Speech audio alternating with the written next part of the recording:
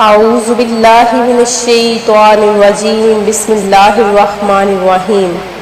اللہ کے نام سے شروع جو بڑا مہربان نہایت رحم کرنے والا ہے۔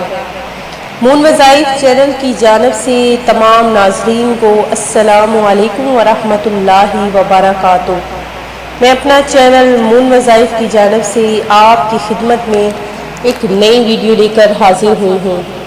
سب سے پہلے میری ان تمام ناظرین سے گزارش ہے جنہوں نے ابھی ہمارا چینل جوائن کیا ہے وہ اسے سبسکرائب کر لیں اور ساتھ ہی بیل آئیکن کا بٹن بھی پریس کر لیں تاکہ ہر نیا آنے والا وظیفہ سب سے پہلے آپ تک پہنچ جائے۔ فرمان مصطفیٰ صلی اللہ علیہ وآلہ وسلم ہے جس نے مجھ پر 100 مرتبہ درود پاک پڑھا، اللہ پاک اس کی دونوں آنکھوں کے درمیان لکھ دیتا ہے کہ یہ نفاق اور جہنم کی آگ سے آزاد ہے اور اسے بروز قیامت شہداء کے ساتھ رکھے گا۔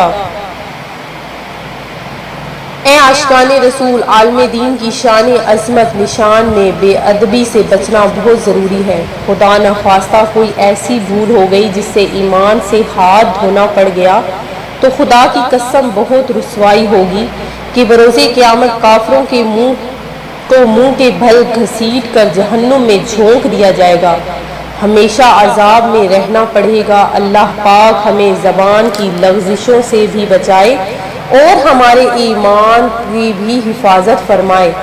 ہمارے صحابہ کرام علیہم رضوان اللہ اجمعین قبر آخرت کے معاملے میں اللہ پاک سے بہت ڈرتے تھے۔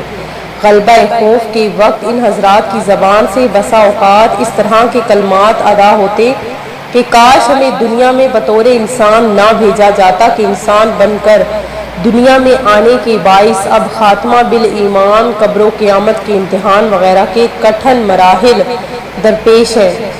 ایک بار حضرت سیدنا ابو درداء رضی اللہ تعالیٰ عنہ نے خوف خدا میں ڈوب کر فرمایا کہ اگر تم وہ جان لو جو موت کے بعد ہونا ہے تو تم پسندیدہ کھانا پینا چھوڑ دو، سایہ دار گھروں میں نہ رہو بلکہ ویرانوں کا رخ کر تمام عمر درازی آہوزاری میں بسر کر دو۔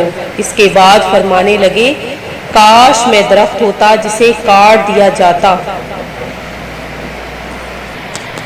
ابن عساکر نے تاریخ دمشق میں پر سیدنا ابو درداء سے یہ کلمات نقل کی ہیں کہ کاش میں دمبا ہوتا، مجھے کسی مہمان کے لیے ذبح کر دیا جاتا، مجھے کھاتے اور کھلا دیتے۔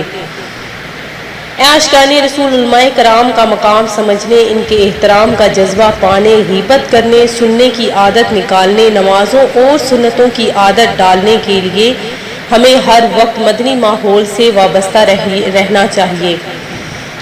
پیارے اسلامی بہنوں اور بھائیوں، الحمدللہ عموماً روزانہ عشاء کے بعد ہزارہ مدرسۃ المدینہ قائم کیے گئے ہیں جہاں فی سبیل اللہ قرآن کریم کی تعلیم دی جاتی ہے۔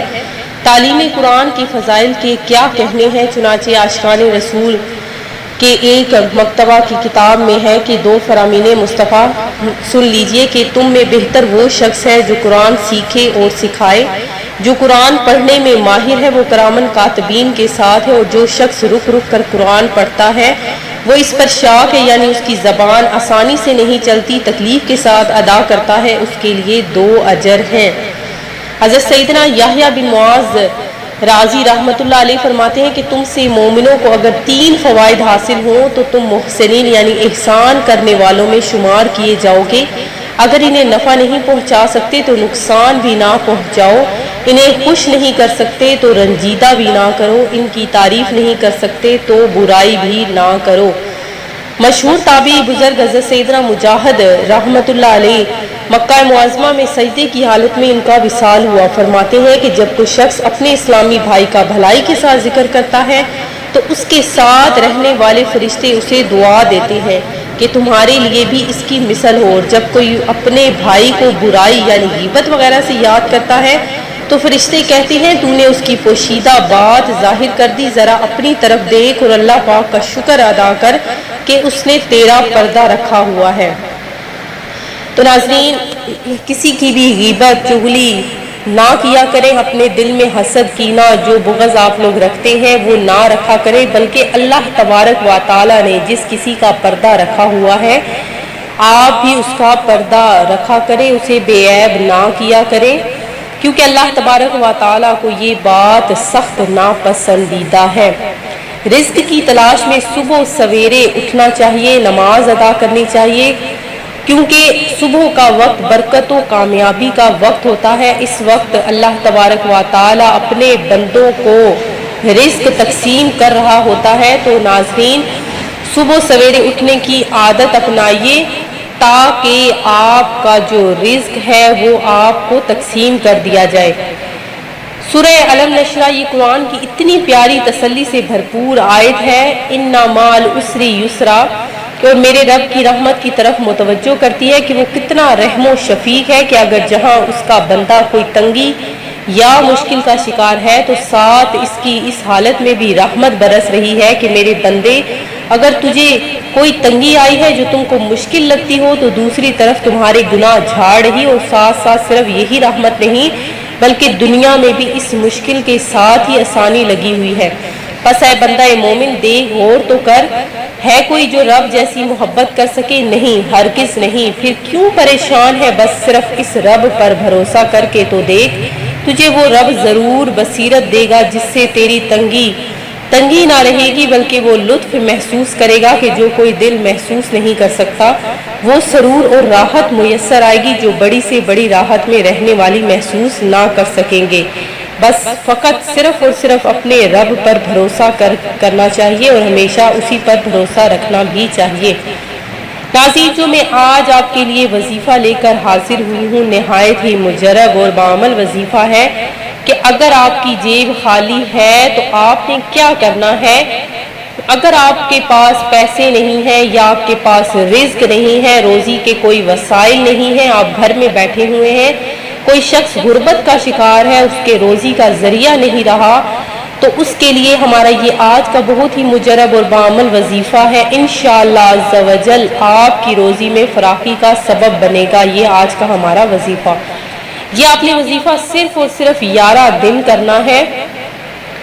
سورہ کہف آپ نے 11 دن تک بعد از نماز عشاء آپ نے اس کو پڑھنے کا معمول بنا لینا ہے۔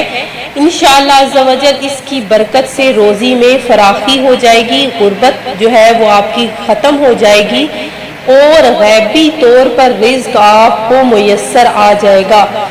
آپ نے 11 دن تک سورہ کہف عشاء کی نماز کے بعد بغیر کسی سے گفتگو کیے آپ نے اس کو تلاوت کرنا ہے۔ آخر میں میری ان تمام ناظرین کے لیے دعا ہے جنہوں نے ہمیں دعا کے لیے خصوصی کہا ہے، اللہ تبارک و تعالی آپ کی تمام نیک تمناؤں، نیک حاجتوں کو پورا عطا فرمائے۔ آپ کی جو مالی مشکلات ہیں، جو معاشی مسائل ہیں، اللہ تبارک و تعالی ان کو حل فرمائے۔ ہمیں آپ اپنا نام کمنٹ سیشن میں بتا دیجیے گا تاکہ آپ کو خصوصی دعا میں شامل کر لیا جائے۔ اللہ تبارک و تعالی سب کی دعاؤں کو شرف قبولیت عطا فرمائے، سب کی بیماریوں کو، سب کی قرضداریوں کو ختم کرے۔ اللہ تبارک و تعالی سب کی دعاؤں کو قبولیت عطا فرمائے۔ میں امید کرتی ہوں کہ ہمارا یہ آج کا وظیفہ آپ کو پسند آیا ہوگا۔ اسی طرح سے مزید وظائف حاصل کرنے کے لیے ہمارا چینل مون وظائف کو دیکھتے رہیے، سبسکرائب کرنا، لائک کرنا اور شیئر کرنا ہرگز نہ بھولیے گا، کیونکہ اچھی بات پھیلانا بھی صدقہ جاریہ ہی ہوتا ہے۔